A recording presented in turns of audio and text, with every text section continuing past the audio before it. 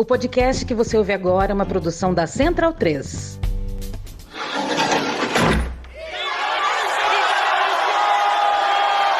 O Angoa soma que popia e dendenga o Angaue. Começa agora a Guilhotina, podcast do Le Monde Diplomatique Brasil. Eu sou o Luiz Brasilino e estou aqui com Bianca Pio. E aí, gente, tudo certo? Bom, no episódio de hoje a gente recebe a socióloga Flávia Rios. Oi, Flávia, tudo bom? Oi, Luiz. Oi, Bianca. Tudo bem? Prazer estar aqui.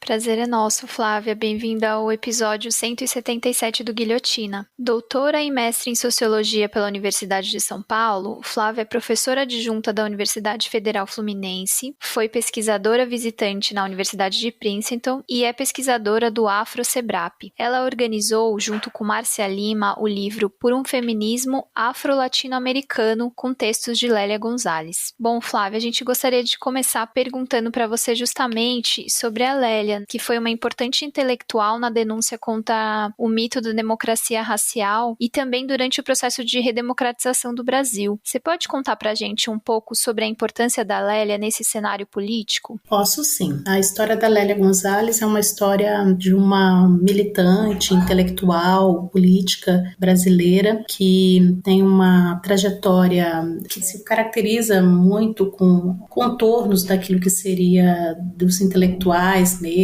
brasileiros de origem popular e que depende, de alguns mecanismos sociais para a mobilidade, como a educação ou ter algum talento em esportes, enfim. No caso dela, ela teve uma trajetória educacional muito sólida e isso fez com que se tornasse, então, uma intelectual, uma pesquisadora, uma professora universitária nesse contexto da ditadura militar. Nasceu nos anos 30 e quando da ditadura, nos anos 60, meados de 60, ela já era uma professora, já estava envolvida com pesquisa científica, tradução, e ela foi uma voz importante na organização dos movimentos sociais de resistência política em defesa da democracia, no caso os movimentos feministas. Ela esteve envolvida com a formação do movimento negro unificado, com as organizações negras daquele contexto. Ela ajudou a organizar movimentos de mulheres negras no Brasil e todas as outras lutas de pautas mais amplas, que envolvem os protestos, resistências políticas no país. A Lélia esteve envolvida e como intelectual também, não só como ativista, mas também como intelectual que produzia, escrevia livros, artigos. Então ela tem uma reflexão importante sobre esse contexto de ditadura militar e transição para a democracia e também uma reflexão também que transcende os contornos nacionais. Então ela é uma autora que é relevante em partes, uma boa parte da sua relevância está aí nisso que eu acabei de falar. Quais são as principais contribuições do movimento negro para esse momento da elaboração da Constituição Federal? E eu também queria saber se essas contribuições você considera que são reconhecidas pelos partidos em geral, pela sociedade também, no geral.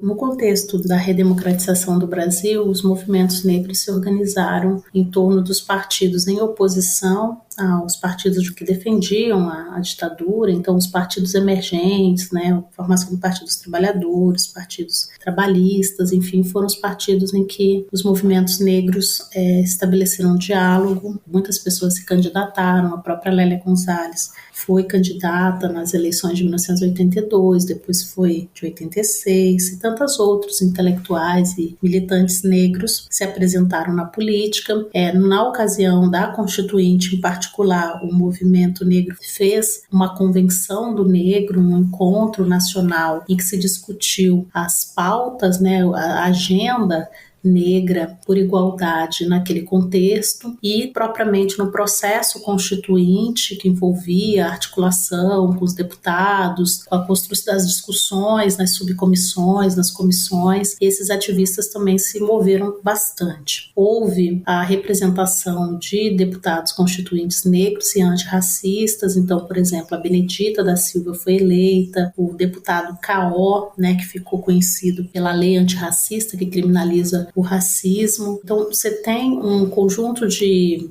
poucos, mas de deputados constituintes negros que foram relevantes para levar a pauta e agenda de direitos da população negra para a Constituinte, assim como também vários deputados antirracistas que apoiaram. Eu chamaria atenção aqui, por exemplo, do Florestan Fernandes. Os intelectuais, eles apoiaram para subsidiar teses, argumentos, fundamentar as subcomissões que promoviam debates sobre temas relevantes, como, por exemplo, a criminalização do racismo. Então, a Constituinte, ela deixa ali grifado, registrada a relevância de você combater as atitudes e práticas racistas no país, a defesa das terras quilombolas, uma grande conquista dos movimentos negros, dos parlamentares negros e antirracistas nesse momento, uma conquista anti-ruralismo, anti toda a tradição agrária brasileira. Então, essa conquista ela foi muito importante, é a primeira vez na história que se estabelece a inscrição desses sujeitos de direitos, que são os quilombolas, que agora serão contados pelo IBGE nesse censo de 2022. Nós vamos saber o real magnitude do número de pessoas quilombolas que tem no país. Então essa é uma conquista da Constituinte, sem contar toda a politização em volta da questão da igualdade racial, da relevância de se debater o problema do mito da democracia racial que impedia que os ativistas problematizassem as práticas de racismo, os racismos cotidianos, estruturais da sociedade. Então a Constituinte ela teve esse duplo efeito, o efeito mais institucional, que garantiu uma legislação, um aparato jurídico legal pela igualdade racial, mas também garantiu e permitiu uma mobilização, uma articulação forte que envolveu uma plataforma suprapartidária e que envolveu um ativismo de articulação de sociedade civil, parlamento, partidos também. Um ajuste complexo que envolveu também o que a gente poderia destacar, a própria academia, a universidade, as várias universidades brasileiras. Então, esse momento é um momento importante do país. Eu associaria a esse contexto da Constituição a um momento de efervescência política também, que envolvia aquela época, o centenário da abolição. Foi um momento importante, foi um momento que se debateu, por exemplo, a construção da Palmares, que hoje é a Fundação Palmares. Então, foi naquele contexto ali, que era de Constituinte, mas que era também de centenário da abolição em 88, que se promoveu todo um debate em defesa de repensar os símbolos nacionais de liberdade, recusando assim a figura da Isabel como a redentora da monarquia brasileira e inscrevendo de maneira mais propositiva o Zumbi dos Palmares, a ideia de ter Palmares como a referência de liberdade e a institucionalização de um espaço para discutir, pensar ações a partir do Estado para as populações negras. Então é um contexto muito importante, é um contexto de democratização, um contexto de transformações normativas que envolvem a Constituição, mas também mudanças institucionais, organizacionais no interior do Estado, pensando ações políticas para a população negra. E, Flávia, no seu mestrado e doutorado, você pesquisou o processo de institucionalização dos movimentos negros. E a principal agenda desse processo de institucionalização foram as ações afirmativas. Por que as cotas são tão centrais num país como o Brasil? Primeiramente, a gente tem que pensar que as cotas elas têm experiências, políticas de ações afirmativas que podem ter várias modalidades, reservas de vagas, cotas, bônus, são várias modalidades de políticas de ações afirmativas, elas têm em muitos países do mundo, em países que se aparentam um pouco ao Brasil, como a Índia, a África do Sul, o próprio Estados Unidos, outras experiências na Europa, por exemplo, a França tem um modelo de ações afirmativas particulares, específicas em algumas instituições. Cada país ele tem suas demandas específicas, mas essa política, ações afirmativas, elas parecem ter sido um modelo que foi se ajustando, mas que tem múltiplas formas em vários países do mundo, que visam justamente reparar algum tipo de injustiça sistemática, discriminação histórica e persistente que determinados grupos eventualmente possam sofrer na formação de uma nação, na constituição de um Estado nacional.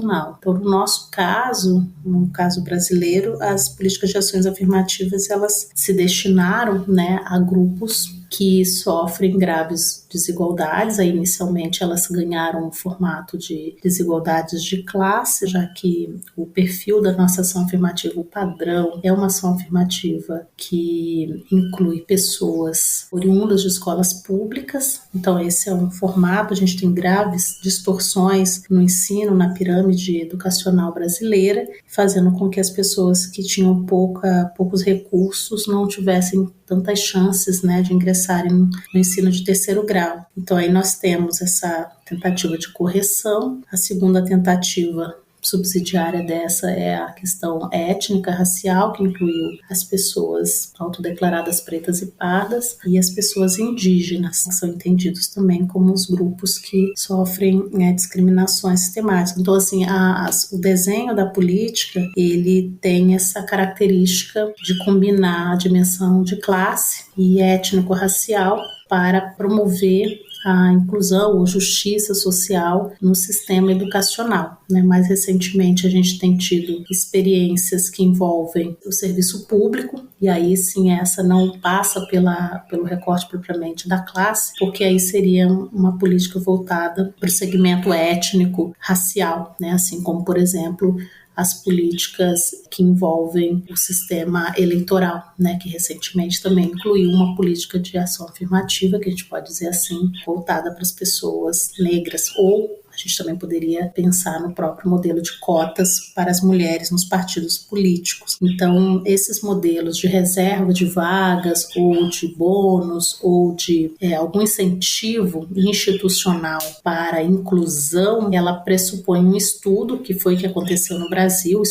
muitos estudos, que identificaram graves distorções, desigualdades sistemáticas, e que se mantivéssemos o sistema tal como ele estava desenhado e o seu curso, dificilmente essas pessoas poderiam estar em igualdade em algum momento da história. Então, essas medidas corretivas, as políticas de ações afirmativas e as cotas, elas teriam esta finalidade. Então, a gente adota esse modelo em vários setores e para grupos diversos no Brasil, tendo em vista esse histórico e esse diagnóstico de desigualdades do país. E aí, passado as 2 décadas, né, dessas políticas aí, principalmente na questão universitária, qual o balanço que você faz das políticas de cotas? E também, acho que é interessante ouvir você discutindo isso num texto, esquecendo um pouco a conjuntura política que a gente está hoje, que impede avanços, mas o que faltaria fazer, né? Quais são os desafios nesse aspecto que daria para fazer daqui para frente? Tem muitos estudos sobre ações afirmativas, a política de ações afirmativas brasileiras. Esses estudos se concentram majoritariamente no sistema do ensino superior, ainda que a gente possa dizer com muita clareza que as políticas de ações afirmativas também alcançam o ensino médio, especialmente as escolas técnicas federais, que adotam modalidades de inclusão, de ação afirmativa. E também a gente sabe que na pós-graduação essa política também existe. Ela está se universalizando ainda, mas ela existe há alguns anos no Brasil. Apesar das ações afirmativas alcançarem, digamos assim, um campo largo do ensino brasileiro, a produção se concentrou no ingresso e na permanência na graduação, nas carreiras de graduação. E esses estudos têm trazido muitas contribuições interessantes no que tocam, por exemplo, as dificuldades dos estudantes no sistema universitário, mas também tem apresentado resultados positivos no que diz respeito à conclusão, as taxas de conclusão e os desempenho desses alunos nos últimos anos daquela carreira. Então, os estudos têm mostrado, primeiro, que houve, de fato, um incremento substantivo e uma mudança expressiva da composição discente nas carreiras universitárias, embora haja uma variação, né, entre carreiras mais competitivas, mais tradicionais, carreiras que a gente chama imperiais, elas receberam incrementos e esse não é homogêneo em relação às outras carreiras menos competitivas, mas de todo modo é possível afirmar que houve uma mudança significativa, ainda que ela seja relativamente heterogênea, né, e um pouco díspara em relação a certas carreiras. Um primeiro diagnóstico é pensar como garantir melhor eficiência, né, da política nos cursos mais competitivos, especialmente no que diz respeito a permanência desses estudantes e a sua conclusão de curso. Uma coisa que também é bastante importante nesse diagnóstico da política é que ela tem garantido não só a diversidade, maior diversidade representativa no sistema educacional, como ela também tem garantido ou promovido um debate, uma reflexão grande, substantiva, sobre que tipo de conhecimento está sendo reproduzido ou produzido nas instituições universitárias. Então, muitas áreas têm passado por alguma revisão, isso ainda não está tão dominante, mas um questionamento sobre autores, intelectuais, referências, né? Tem toda uma discussão importante sobre diversificação de conhecimento, de produção de conhecimento, que esse novo perfil discente tem promovido em diferentes áreas, não só nas áreas das humanidades, mas também em outras áreas técnicas, outras áreas do conhecimento. Tem havido essa mudança, vamos dizer, demográfica, paisagística, né, dos estudantes, mas também essa mudança mais de conteúdo, substantiva, ou pelo menos a fomentação do debate. Então, em termos de linhas de pesquisa, em termos de tendências de análise, de investigação, essas discussões têm aparecido com mais destaque, né? A política de ações afirmativas também, ela possibilitou o debate sobre a inclusão de outros grupos que até então não tinham sido cogitados num primeiro momento, na primeira fase do debate sobre a política, que era, por exemplo, as pessoas trans. Então, hoje em dia, há todo um debate, né, e até algumas políticas, algumas universidades já tomaram a dianteira de desenvolverem alguns desenhos institucionais que permitissem a inclusão de pessoas trans, por exemplo, na pós-graduação ou até mesmo na graduação. Então, isso é um desafio para a política de ação afirmativa no Brasil, que é fazer esses diagnósticos sobre perfis, sobre desigualdades sistêmicas que atingem grupos diversos e desenhos institucionais próprios desses grupos. O desenho da política também ela se mostrou interessante por um lado, mas também com muitas lacunas por outro, no que diz respeito à população indígena, né? Se a gente pensa que a política de ações afirmativas ela deve promover a inclusão, a permanência e a conclusão do curso para as pessoas indígenas, nem todas as universidades conseguem criar formas em que as populações indígenas possam concorrer aos vestibulares, uma vez que há toda uma dinâmica mesmo da distribuição institucional das universidades e nos territórios, e a própria presença, às vezes, das populações indígenas em territórios mais afastados dos grandes centros urbanos. Então, é um grande desafio institucional que a política passe a ser mais eficiente, mais efetiva para esses grupos. Então, esse é um desafio. Tem se desenvolvido também um debate sobre possibilidades de burlas nos sistemas de cotas, e isso tem gerado também um debate que é sobre como aperfeiçoar o sistema para que os grupos para quem a política foi desenhada realmente venha ocupar aquele espaço, aquelas vagas, seja de fato o beneficiário e não outras pessoas que eventualmente possam se valer de algumas falhas nos sistemas. Enfim, esse tem sido também um grande desafio, mas eu diria que o maior desafio no conjunto, né, sem observar os detalhes que são muito importantes dos grupos, mas no conjunto é pensarmos numa avaliação permanente dessa política no que diz respeito ao seu desenvolvimento para o mercado de trabalho, a inserção desses profissionais e também a permanência, né? Se a gente vive num contexto, quer dizer, a política ela tem funcionado relativamente bem, ela tem sido relativamente eficiente para que ela se proponha ainda que necessite de alguns ajustes, mas ela depende também não só de garantir o acesso, mas a permanência desses estudantes nas universidades. Então, hoje, nós poderíamos dizer que o principal trava ao desenvolvimento e à eficiência da política de ação afirmativa é o baixo investimento ou o desinvestimento nas universidades públicas, a maior geradora da política de inclusão para esses grupos discriminados na sociedade. Então, esse é um desafio, que é como garantir a sustentação da política, a permanência, portanto, desses estudantes nas instituições. É uma política que também parece ter vencido um pouco o debate, assim, né, de que havia na época da sua implementação, né? Você tem essa sensação também? De que hoje em dia ela é muito mais aceita, né, a política de cotas? Ela é aceita porque ela se mostrou, a universidade se mostrou mais acessível às camadas pobres do que antes. Por exemplo, se você olha uma família pobre nos anos 90, ela não imaginava que seu filho pudesse se titular doutor ou se ingressar numa instituição universitária, pública e etc. Ou mesmo concluir o ensino superior, ingressar e concluir o ensino superior.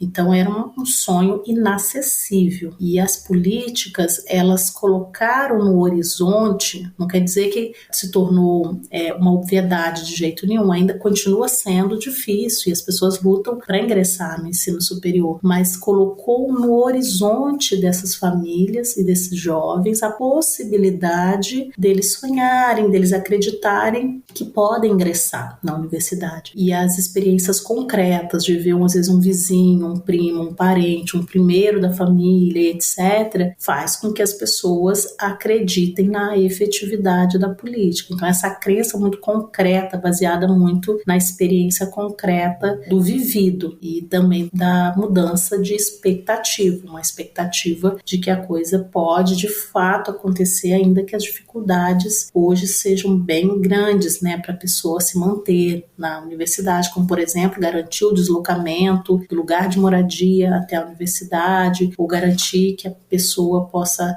sair do trabalho e chegar na universidade, ou seja, o custo de vida, de deslocamento, de manutenção alimentar, etc., tem, digamos assim, prejudicado esse sonho. Mas a efetividade de você poder ingressar e acessar, ela meio que ganhou força na sociedade pela sua própria eficiência. Certamente, se as pessoas não tivessem ingressando na universidade, as famílias não tivessem vendo, né, concretamente essas mudanças no seu próprio curso, né, olhando para gerações anteriores, olha quem foi que ingressou na universidade, qual que nós temos de referência. Então, os filhos é que são essa referência, né? Os filhos nascidos nessas últimas décadas, nessas 2, 3 últimas décadas. Eu acho que é o que garante, digamos assim, uma adesão maior da política entre a população. Isso não quer dizer que os grupos políticos, né, que foram contrários às cotas, eles tenham se dado por vencido. Ao contrário, eu acho que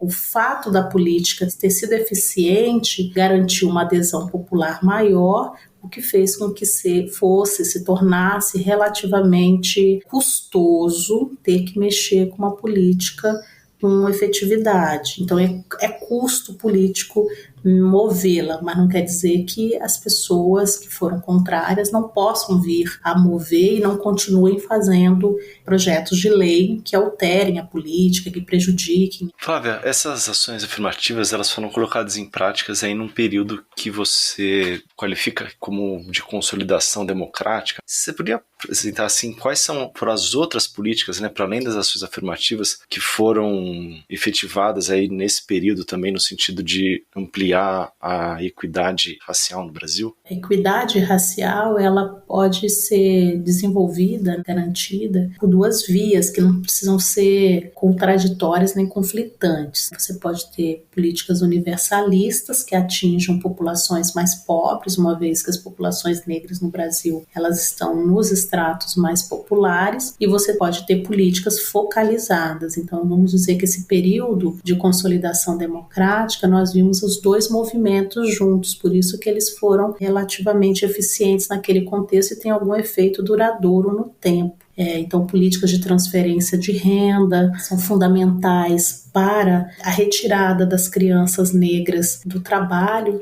informal, do trabalho precário, e garantir que elas pudessem frequentar as escolas, por exemplo, né? Então, isso tem um efeito muito importante na trajetória educacional dessas crianças, inclusive para elas chegarem ao ensino superior, elas precisam passar por todo o sistema educacional, né? São muitos anos, parece que não, mas é muito difícil manter uma criança pobre em situação de vulnerabilidade na escola, e mais do que mantê-la na escola, garantir que ela possa passar por aqueles ciclos educacionais com qualidade de aprendizagem. Então, esses são processos que as políticas mais universalistas, que não tinham recortes raciais, mas tinham recortes de classe, foram muito importantes, assim como, por exemplo, as populações que moravam em regiões rurais, né, como quilombolas. Hoje, por exemplo, se tem um quilombola, ele pode se beneficiar de uma política de cotas, né, se autodeclarando preto ou pardo. Contudo, você ter a possibilidade de que o seu território tenha luz, água, tenha escola, para que você possa se desenvolver e percorrer essa etapa educacional até poder se apresentar no sistema universitário. Então, todas essas garantias econômicas mínimas de segurança alimentar, de educação básica,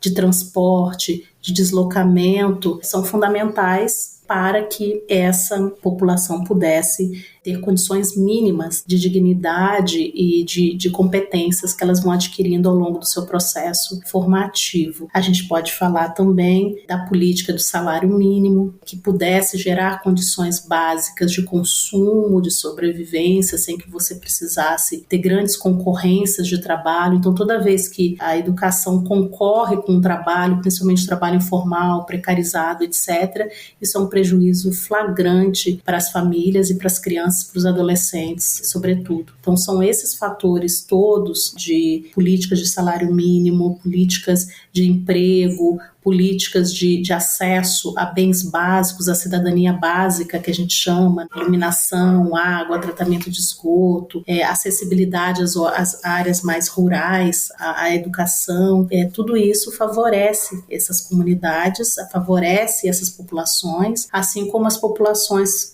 negras residentes em zonas periféricas da cidade. A gente pode, no campo do ensino superior, por exemplo, a gente pode falar da política que levou à descentralização e a interiorização do ensino superior, não só a ampliação do número de vagas, mas a possibilidade de criação de campi em vários estados, em várias cidades, garantindo então a circulação de pessoas que viviam em áreas mais deslocadas dos grandes centros. Então, quando olhamos essas transformações de estabilidade democrática, elas precisam ser olhadas num conjunto, porque a trajetória educacional desses jovens, dessas pessoas, elas vão se desenvolvendo ao longo do tempo. Então, uma hora elas estão precisando de uma demanda de política, no outro momento da trajetória delas, de outra política, né? Então, essa política integral, né, pensada e formulada e eficiente nas suas várias etapas, elas garantem que essa trajetória tenha um relativo sucesso a alcançar outras etapas e outros níveis educacionais e de vida também. Você acredita que, de alguma forma, os interesses envolvidos aí nesse período de crise da democracia atual, eles se valeram desses avanços que você nos contou para emplacar a agenda deles e conquistar o apoio aí dentre os setores conservadores? Essa pergunta é muito complexa, porque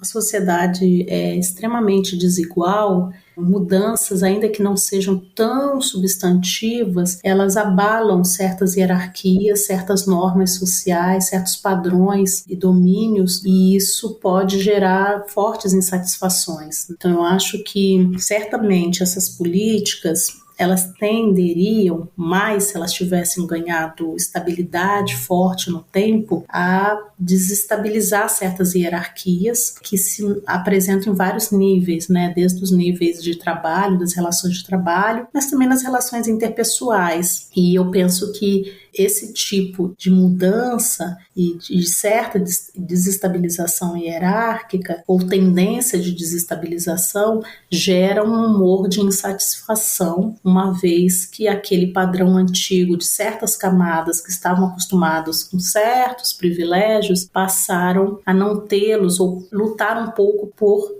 privilégios já assentados. Digo, por exemplo, o acesso fácil e tranquilo que era antes desse processo de estabilidade em relação a ter uma babá, uma empregada doméstica, alguém que cuide da casa e etc., que acabava sendo um certo privilégio, principalmente para as classes médias. E aí, se essas jovens, ao invés de elas serem babás, elas resolvem concluir o ensino médio e ingressar na universidade, você cria uma desestabilidade de condutas, de vida, de família, de regramentos sociais e econômicos. econômicos. Então, de algum modo, essas insatisfações sociais, elas ajudam a explicar insatisfações de classes, insatisfações de grupos raciais estabelecidos, com a sua hierarquia e seu modo geracionalmente transmitido na sociedade. Então, isso é talvez um dos fatores explicativos para algumas adesões a projetos políticos que visassem, digamos assim, um restabelecimento de uma ordem anterior, mas também tem outras dinâmicas que estão em jogo, como a própria luta partidária, né, a luta pelos partidos políticos por construir um projeto que pudesse atingir certos segmentos sociais que teriam aderido ao projeto então vigente de estabilidade democrática, que envolvia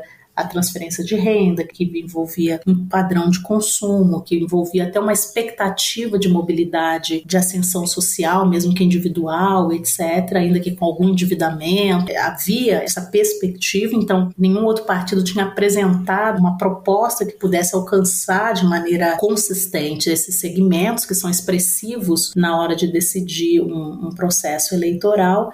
Então eu penso que esses fatores, né, fatores partidários, fatores de insatisfações de classes intermediárias, eu diria também que são os fatores de uma elite mais tradicional, assentada no Estado, conservadora, elitista, que também se moveu com seus próprios interesses de estamentos mesmo, de castas, como o próprio judiciário se configura, de famílias. Então isso é um poder muito forte, que se mostrou muito forte, muito poderoso, além das elites econômicas propriamente ditas, né, do mundo produtivo, o agronegócio. Então tem muitos poderes que convergiram. É difícil falar num poder único, num vetor único, mas é fato que esse conjunto de poderes convergiu no sentido de interromper o processo democrático, porque pela lógica, pela dinâmica democrática, parecia que eles não tinham conseguido estabelecer uma hegemonia. Me parece que esse foi uma grande configuração de múltiplos fatores que seria difícil atribuir a uma, né, isoladamente um fenômeno e uma causalidade, né, específica, mas certamente essas formas de alguma mobilidade social, ainda relativamente frágil, porque você veja, você tem um momento de estabilidade, você tem uma crise democrática e que tem impactos profundos na economia, no trabalho, na estabilidade no trabalho, aumentando o desemprego, fragilizando as pessoas no mercado de trabalho, faz com que todas essas conquistas elas se tornem frágeis de novo, elas caiam de novo e um retrocesso se estabeleça. Então não se trata de uma mudança que conseguiu se estabelecer de maneira forte, consistente no tempo, né? Ameaças como essas que nós vivemos a partir de 2016, elas tiveram impactos profundos, não só em termos dos valores democráticos, mas também na cidadania que estava sendo construída e se estabelecendo com esse período democrático. Eu atribuiria esses múltiplos fatores e múltiplos agentes em 2016, são movimentos que convergiram em favor da ruptura democrática. E aí, quais os principais retrocessos aí desse período? Você conseguiria destacar, assim, que para você chama mais atenção? É toda uma ordem que está posta para ser destruída, né? Essa ideia de destruição que foi propagada, divulgada e até analisada, eu acho que é o que nomeia bem esses processos todos. Então, que vai desde a ciência, né, das instituições, por exemplo, a ciência no Brasil é sustentada pelas universidades públicas, institutos públicos. Se você tem um desinvestimento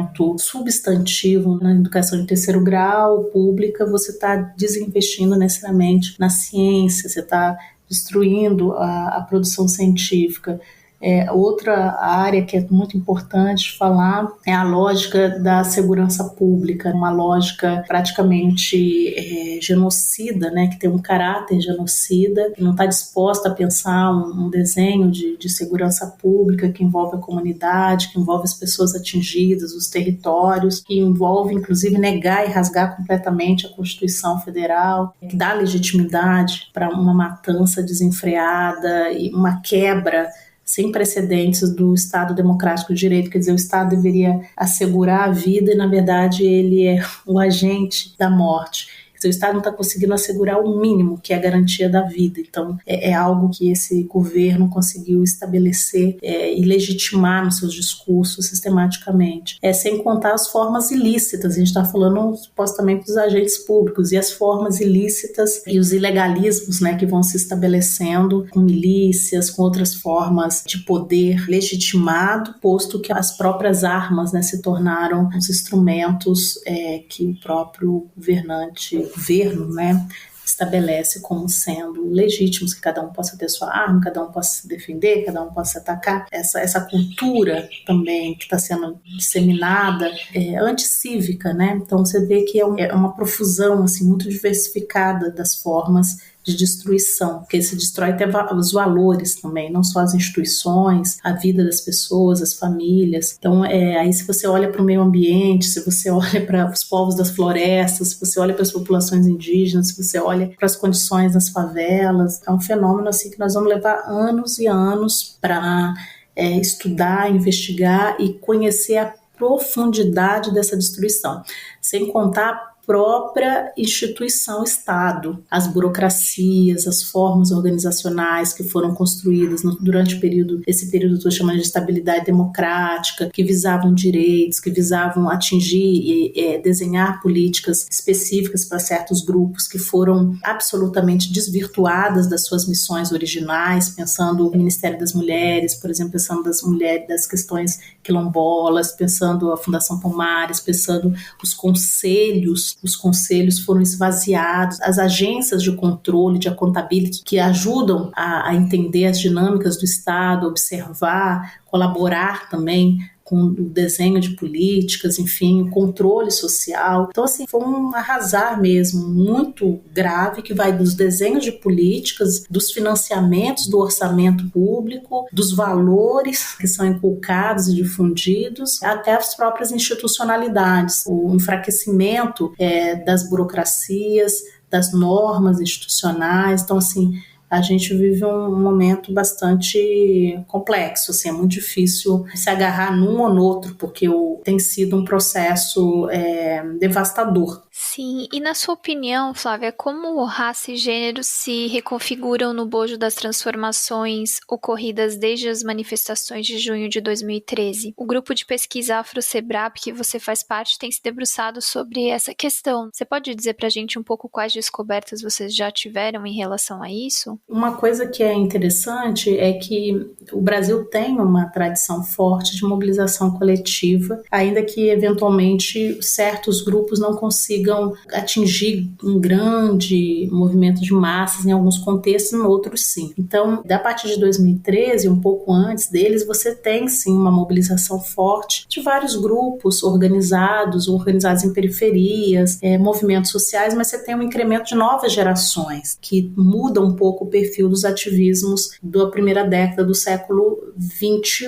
A primeira década do século XXI, você tem um ativismo juvenil muito mais articulado ao Estado, às políticas públicas de Estado, à juventude, pensando desenhos de políticas, pensando vinculadas a universidades, vinculadas a escolas, por exemplo, ou partidos, ou movimentos sociais, mas a partir dessa segunda década do século XXI e essas jornadas, você tem uma mobilização um pouco diferente que envolve a presença de movimentos menos institucionalizados, até reagindo a institucionalidades, e isso tem a ver também com mudanças geracionais, né? São novas pessoas mesmo, né? Perfis etários diferentes, distintos, que nasceram noutra época, que tiveram outras experiências, inclusive muitas delas sem terem conhecimento mesmo da história política de mobilização brasileira, enfim, e que se apresentam na esfera pública como agentes, questionando várias normas, condutas e formas de organização política também. Os movimentos negros passaram por um processo de rejuvenescimento, vamos dizer assim, com coletivos. Os movimentos de mulheres também passaram por esse processo de rejuvenescimento, de novas gerações, com pautas mais próximas da sexualidade, né? Os dois movimentos incorporaram muito esse debate da sexualidade. Ele existia antes nesses movimentos, mas eles talvez não tivessem a centralidade que passaram a ter. Então, eu diria que os movimentos se multiplicaram, eles se capilarizaram também, se diversificaram bastante, uma articulação forte entre movimentos e políticos e cultura, construção de coletivos culturais que questionavam normas, que questionavam padrões culturais e padrões políticos também, bandeiras e padrões políticos. Então isso também teve um efeito sobre esse debate todo que o Junho trouxe, teve efeito sobre esses movimentos de mulheres, esses movimentos negros. Ocorre que a história está sempre em curso e sempre em transformação. Então, por exemplo, a morte da Marielle foi um grande divisor de águas, por exemplo, para muitos movimentos de mulheres e movimentos negros também. O assassinato, a brutalidade do assassinato, ser um assassinato político, fez com que muitas mulheres começassem a pensar a institucionalidade como um caminho de transformação social. Então, muitas daquelas que se organizavam às vezes como coletivos e achavam que a mudança dos padrões de valores, de comportamentos, etc., seriam os caminhos, passaram a entender que era preciso também se apresentar na política, ser representante política, ser uma deputada, ser uma vereadora e etc. Então, tanto o impeachment em 2016 da única e primeira mulher que se apresentou como presidenta da República do Brasil, isso tem um efeito na história das mulheres no país, que tem uma baixa representatividade de mulheres, né, histórica, uma das menores da América Latina, uma das menores do mundo, e esse fato ele foi muito marcante. E a morte da Marielle, ela foi também, teve esse marco importante para os movimentos feministas, os movimentos negros em particular também, mulheres negras. Então eu diria que hoje, né, se antes esses movimentos mais jovens tinham esse debate sobre horizontalidade, sobre autonomia e etc., e coletividades, eu acho que isso permanece de algum modo, não necessariamente rompe com a importância da representação política, da luta dos espaços institucionais, até porque houve, com a eleição de 2018, uma mudança muito profunda no padrão de política no país e colocou sob ameaça a própria existência desses movimentos sociais, dessas individualidades políticas, dessas coletividades políticas. Então, a própria existência deles passou a ser ameaçada, fazendo com que a disputa pelo Estado voltasse a ser um ponto muito central e muito relevante para boa parte, né, desses movimentos. E Flávia, na sua tese de doutorado, você faz uma crítica à forma como o PT setoriza a questão negra e aí subordina as instâncias superiores de decisão do partido. Você acha que essa situação mudou nos dias de hoje? Na minha tese de doutorado, eu estudei a formação do processo de redemocratização brasileiro, os partidos que se apresentaram naquele contexto. E alguns partidos trouxeram, não era exatamente uma inovação, porque no meados do século XX a gente poderia encontrar, é possível encontrar também uma forma organizacional intrapartidária com a temática racial nesse órgão. Mas nesse momento de redemocratização dos 80 em diante, de fato, alguns partidos apresentaram, o PT ele foi o mais poroso aos movimentos sociais de modo geral, é um movimento negro em particular, e aí eles têm esse modelo de setorização, que é um modelo que, na verdade, quase todos os partidos que incluíram movimentos sociais ou demandas e reivindicações de grupos, que não são aqueles grupos tidos como tradicionais da esquerda ou de grupos progressistas brasileiros, passaram a ter. O problema da setorização, ele tem vantagens, que é a institucionalização do debate no interior do partido, mas é que o lugar de setorização ele é muito pouco significativo na distribuição de poder e de recursos partidários. Então, esses setores eles não têm o poder que tem, por exemplo, uma corrente política, etc., estão subordinados ali, e eles também não conseguem, né, se mover em direção ao controle do próprio partido. Eles não conseguem, né, as formas como eles se organizam não conseguem. Tem um tom de domesticação dessas formas, que são as formas que até o presente momento o Brasil tem em vários partidos políticos, o PT tem, outros partidos também têm. O problema todo é que hoje, percebendo os limites institucionais da setorização partidária, alguns ativistas, intelectuais, os próprios partidos passaram a desenvolver outras estratégias, que é o fortalecimento de certas candidaturas, uma espécie de pressão de fora para dentro, com os movimentos sociais, construindo coalizões de poder externos ao partido, com agentes internos no partido para poder promover candidaturas candidaturas com viabilidade eleitoral. Então, eu diria que o que mudou do passado para o presente é o diagnóstico, né? Os agentes entenderam que a setorização tem algumas vantagens, mas tem teto, e que as novas estratégias não é a eliminação da setorização, mas é a criação de novas estratégias de fortalecimento de candidaturas que pudessem ter viabilidade eleitoral. Para que isso aconteça, é preciso construir a legitimidade dessas candidaturas, justamente para garantir a distribuição de recursos, onde tem um nó da luta política, é como distribuir esses recursos, porque o partido define a prioristicamente quem será o candidato que tem maior chance de se eleger. Então, eu acho que esses movimentos hoje, eles querem disputar agora isto. Nós queremos definir também quem serão as candidaturas que vão se eleger, né, que o eleitorado vai ter as mãos à disposição. Acho que o debate agora ele mudou um pouco, não sabemos qual vai ser a eficiência desta estratégia, mas essas eleições de 2022 colocam em cena o desenho de uma nova estratégia, vem sendo ensaiada em vários partidos, principalmente os progressistas, nessas últimas eleições, e nessa de 2022 a gente tem observado esse desenho com mais clareza.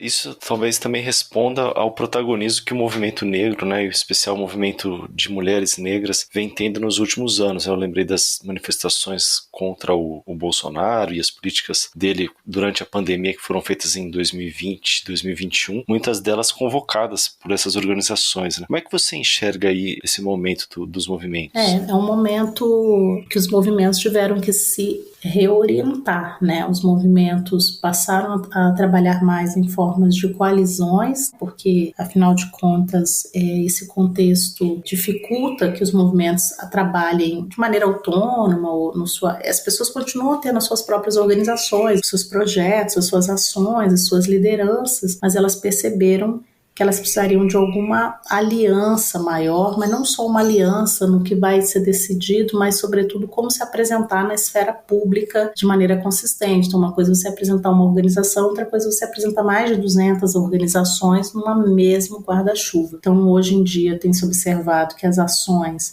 elas têm passado a ter essa aliança maior, esse arco de alianças maior. Esse arco ele tem sido bastante eficiente durante a pandemia. Ele foi muito eficiente, por exemplo, nas campanhas contra a insegurança alimentar, ou trazendo à tona o debate da fome no Brasil, porque a fome é política, né? A fome, as pessoas passam fome em razão das decisões políticas, mas elas têm forte tendência de serem naturalizadas. É por conta da pandemia as pessoas estão passando fome. Então as pessoas podem naturalizar e achar que é normal. Então os movimentos sociais eles têm um poder muito grande de politizar aquilo que tende a se naturalizar na sociedade e, sobretudo, aquilo que os governos também querem que se naturalize.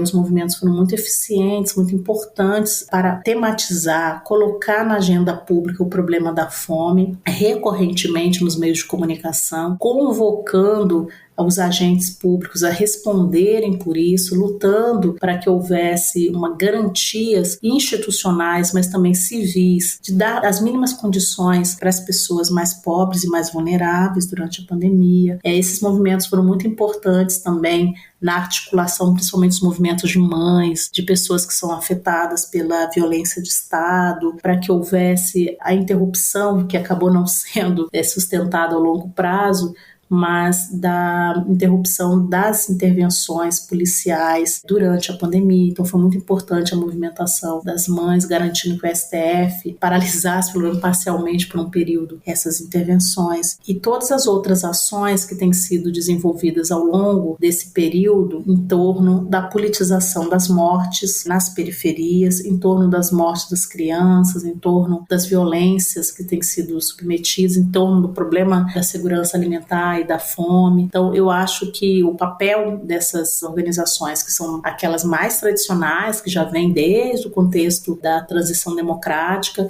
até aquelas mais recentes, que emergiram agora nas últimas décadas, elas têm sido muito decisivas, porque você, de fato, tem um campo organizacional muito forte no Brasil. Isso é uma coisa que a gente deve se orgulhar. Parece, quando a gente olha para o poder instituído, né, o governo federal, de extrema-direita, fascista, às vezes cria-se um desânimo como se a gente estivesse num vazio, mas na verdade nós não. Isso talvez eles queiram colocar na gente uma espécie de insegurança, de fragilidade, mas ao contrário, eu acho que a gente tem uma sociedade civil bastante forte, bastante organizada, que é capilarizada e que essas mulheres têm um papel muito decisivo, né, na sustentação dessas organizações ao longo do tempo. Então, por exemplo, se você olha outros momentos históricos nossos, são raros os momentos em que a gente encontra organizações com 40 anos, organizações civis, organizações que não são religiosas, que não são partidárias, mas organizações civis, que se sustentam, laicas, né, que se sustentam no tempo por 40, 4, 5 décadas, considerando a nossa realidade, com ditaduras, com interrupções democráticas. Isso é um ganho, mostra uma força nossa como sociedade. Então isso é um ponto que a gente precisa olhar para. Não quero dizer que elas não possam se fragilizar, e elas se fragilizam muito em contextos autoritários, se fragilizam muito, mas é também preciso chamar atenção para o fato de que elas têm persistido e têm permanecido no tempo como agentes questionadores e organizadores da resistência política. Então eu acho que esse é algo que a gente pode considerar. Esses ativismos, e muitos deles protagonizados por mulheres, cada vez mais com a presença de mulheres periféricas que vivem em comunidades, mães, enfim, uma politização forte dos seus direitos. São sinais importantes, interessantes, que a gente deve levar em consideração e fortalecer, porque eu acho que dali vem também o fortalecimento democrático. O espaço das pautas chamadas identitárias na esquerda ainda é motivo de disputa e de polêmicas. E a gente queria saber qual que é a sua interpretação desse tema. Esse tema ele tem múltiplas interpretações, a depender do contexto, né? É histórico o debate entre os chamados temas econômicos associados às classes, em contraste com os debates sobre outros grupos que não reivindicam exclusivamente a classe como formas de atuar na política. Então isso é antigo, etc. Tem debates em vários momentos históricos, no interior de partidos, de movimentos sociais, de movimentos políticos, no Brasil e fora dele. Atualmente, esse debate ele ganhou contornos distintos quando a extrema-direita se apropriou das chamadas pautas de costumes comportamentais como arma política. Então, esse incremento do uso político da extrema-direita potencializou uma crítica, uma tensão que já existia no interior dos movimentos progressistas. E aí muitos, ou um segmento expressivo dos que já eram contrários, ou que já tinham outras interpretações, se aproveitaram desse contexto de que a extrema-direita se apropria desse debate de maneira negativa, exótica, estereotipada, violenta. Movimentos progressistas se apropriam disso para reforçarem a sua objeção a essas formas de fazer política. Então, eu diria que o que há de novo é você ter uma confluência entre uma objeção que já era estruturada no interior de vários movimentos progressistas com um contexto político em que essa pauta foi usada como arma política,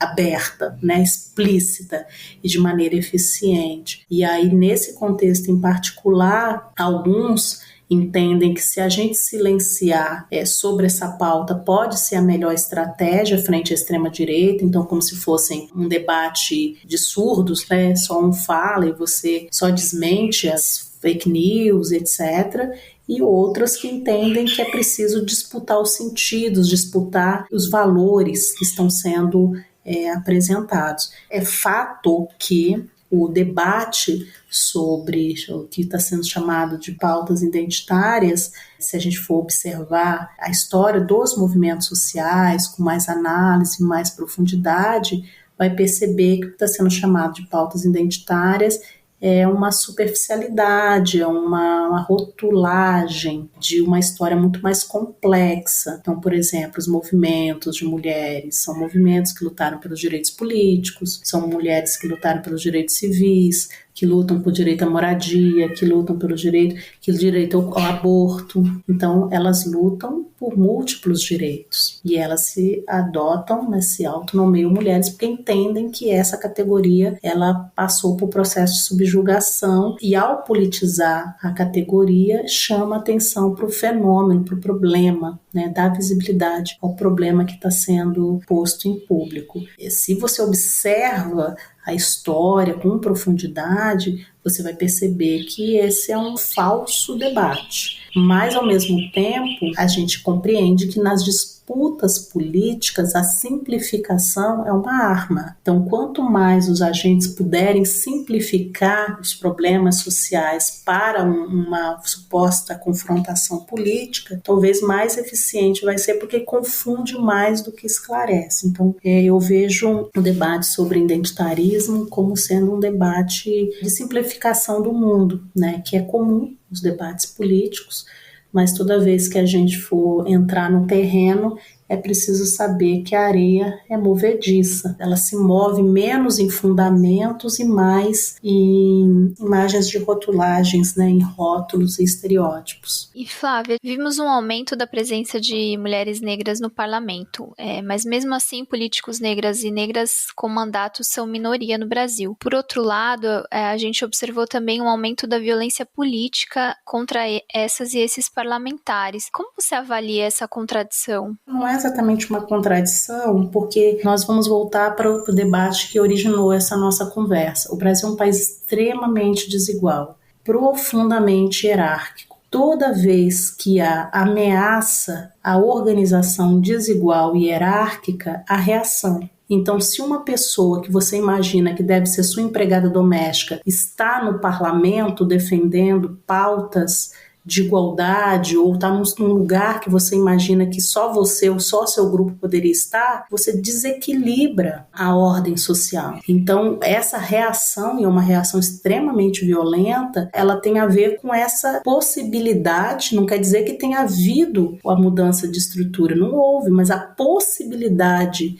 que essa mudança, que essas pequenas mudanças geram ou podem vir a gerar, já criam reações desta natureza. Então não é à toa que a violência política nas suas diferentes modalidades, que vão desde que ela pode sair da dificuldade que uma deputada tem de ingressar numa casa legislativa, porque ela não é entendida enquanto deputada, ela não é reconhecida como deputada, ou uma deputada que é assediada, ou que é tocada, ou que é violada na casa legislativa, até um assassinato político. Então, as várias modalidades, aparentemente num tipo de nível verbal até aquele que envolve extermínio completo, são reações brutais à possibilidade de transformação social. Então, essa resistência, essa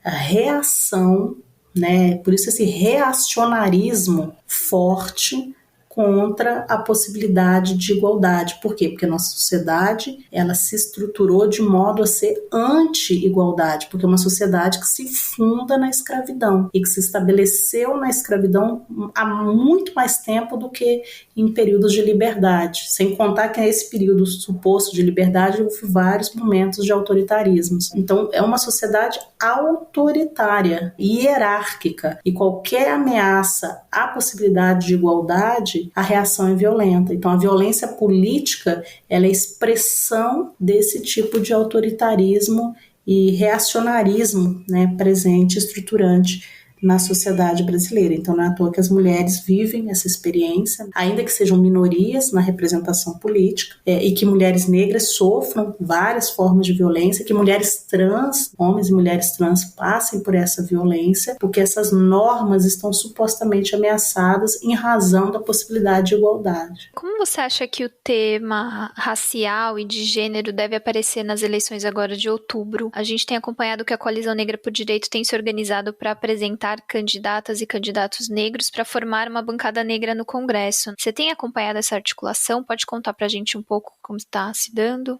Na verdade, a grande articulação ela vai em duas direções, né? A primeira é estabelecer a centralidade, a relevância da questão racial, da igualdade racial na agenda pública e em várias direções, né? Pensando em políticas públicas, então que os partidos e candidatos progressistas encampem aí a agenda da igualdade racial e discutam em seus programas com esses movimentos, que já tem um acúmulo, que já tem um debate, que vai desde as áreas rurais, quilombolas, mas também quilombolas urbanos e até as periferias, cidades, as universidades, para todo lado. Então você tem essa questão da incorporação da agenda da igualdade racial em diferentes âmbitos, na saúde, na segurança pública, na educação, na cidade, nos direitos à cidade, à memória, etc., aos territórios, mas também tem uma luta pela representação, ou seja, pelas candidaturas negras. E aí eu acho que tem um salto qualitativo que é não só a garantia das candidaturas, porque a rigor qualquer partido poderia garantir, porque o partido precisa, né, que as pessoas se apresentem como candidatos, mas as candidaturas viáveis. Então a disputa agora é para que essas candidaturas se apresentem, mas elas se apresentem com viabilidade eleitoral, o que significa ter recursos partidários, o que significa ter investimento das lideranças partidárias nestas candidaturas. Então, eu diria que a coalizão e os movimentos que estão organizados para lutar nesse processo eleitoral agora de 2022 têm se movido nesse sentido, de garantir a viabilidade eleitoral dessas candidaturas e de garantir uma centralidade na luta por direitos à igualdade racial nessas agendas políticas. E eu acho que o debate sobre questão de gênero e raça, ela vai passar muito por isso, mas ela também passa por outros caminhos.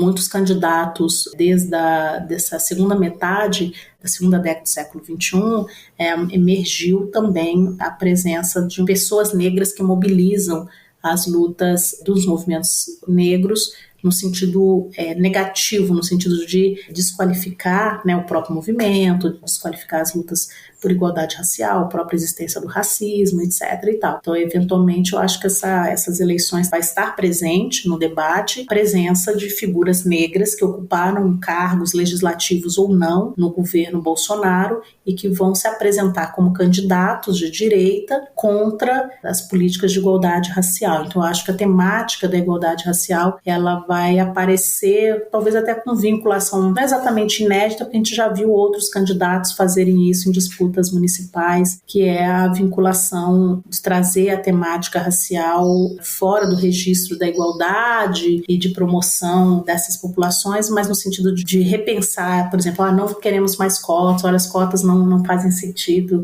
a democracia racial funciona do seu jeito, etc., não tem racismo no Brasil, e etc. Então, essa pauta conservadora e até reacionária também vai aparecer, especialmente, imagino, na voz de pessoas negras de direita e extrema direita. Então, eu acho que são assim que esses debates podem aparecer no lado progressista, com essas políticas de igualdade e viabilidade eleitoral, e do lado direita e extrema direita, com essas candidaturas negras anticotas e que negam a existência do racismo. Bom, estamos chegando aí ao final desse episódio sobre a importância da luta por igualdade e também sobre a reação a essa luta com a socióloga Flávia Rios. Flávia, muito obrigado pela participação aqui no Guilhotina. Muito obrigada, foi um prazer, Luiz, foi um prazer, Bianca. Valeu pela conversa, Flávia. O Guilhotina é o podcast do Le Monde Diplomatique Brasil. Para nos apoiar, faça uma assinatura a partir de R$ 12,90 no nosso site diplomatique.org.br/assine. E te convidamos também para seguir ou favoritar o Guilhotina na plataforma que você nos ouve, e se você utiliza o Spotify, também pode avaliar o nosso podcast. É só dar quantas estrelinhas você acha que a gente merece. É isso. Quem tiver alguma sugestão, crítica ou ideia, é só escrever para guilhotina@diplomatique.org.br. Obrigada pela audiência e até semana que vem.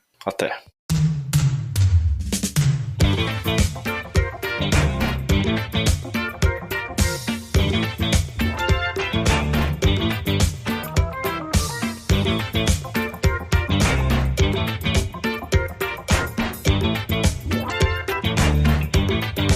O branco inventou que o vai sujar na saída, imagina só, vai sujar na saída, imagina só, que mentira danada, yo, yo, yo. Yeah, yeah, yeah. Yo, yo, yo. Na verdade a mão escrava passava a vida limpando o que o branco sujava.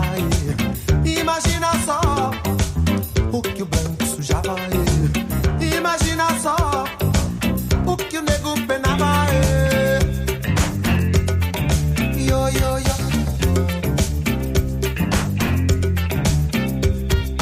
Mesmo depois de abolida a escravidão, negra é a mão de quem faz a limpeza, lavando a roupa encardida, esfregando o chão. Negra é a mão da pureza. Negra é a vida consumida ao pé do fogão.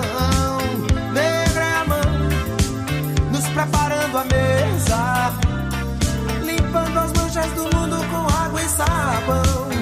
Negra é a mão de imaculada nobreza. Na verdade a mão escrava passava a vida limpando o que o branco sujava. Imagina só o que o branco sujava. Imagina só, eita branco sujão. Yeah, yeah, yeah. Yo, yo, yo.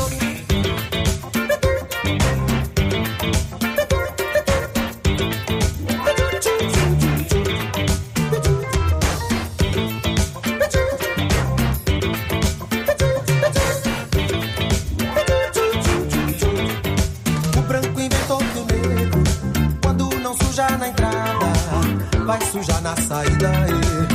Imagina só, sujar na saída. Imagina só, que mentira danada. Que mentira danada. O branco inventou que o negro. O Guilhotina é um podcast do Le Monde Diplomatique Brasil. O roteiro, a produção e a apresentação é de Bianca Pio e Luiz Brasilino. Edição de Domênica Mendes. Apoio técnico Central 3.